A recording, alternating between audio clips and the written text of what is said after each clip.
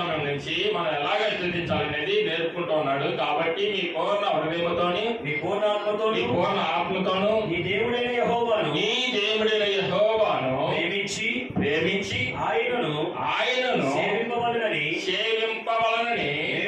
నేడు నేను మీకిచ్చు ఆజ్ఞలను మీరు జాగ్రత్తగా విని ఎడల ఈ దేశమునకు వర్షము అనగా తొలకరి వానను కడవరి వానను దాని కాల ప్రకారంగా కురిపించదను అంటున్నాడు.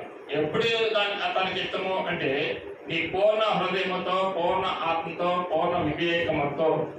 అందుకనే మనం ఎలా ఉండాలంటే పూర్ణ ఆత్మ అంటే పూర్ణాలు కాదు. చాలా మంది పండగ అని చెప్పేసి ఆ స్వీట్ హాబిట్ బాగుంటుంది, కారాన స్వీట్ చక్కగా ఉంటుంది అని పూర్ణాలు చేస్తాం మొదలుపెడతారు. పూర్ణాలు చేసుకుంటా కూర్చుంటే బట్టి పనులు అవ్వండి. దేవుడికి అది ఇష్టం కాదు. ఈ పిండి తీసి పక్కన పెట్టంటాడు, ఈ పనులు తీసి పక్కన పెట్టంటాడు. ఇద్దరు పనులు చేస్తా ఉన్నారు. ఒక ఆమె పని చేస్తా ఉంది, ఒక ఆమె వచ్చి యేసుప్రభు పాదాల దగ్గర కూర్చోండి. ఎవరామె చెప్పండి? ఒక ఆమె అయినా గట్టిగా పనులు పెట్టుకుంటది. పనులు పెట్టుకుంది కాకుండా మళ్ళీ అంటది, ఏమంటది తెలుసా? ఏమంటది ఆమె?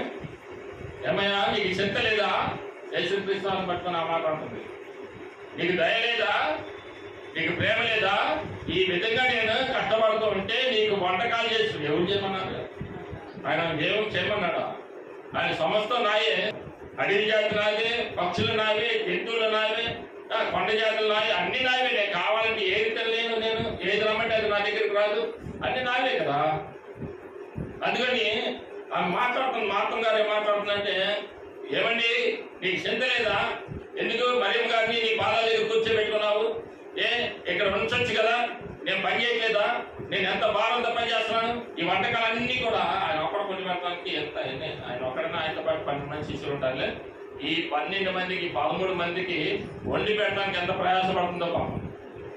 ఆమె హల్లెలూయా.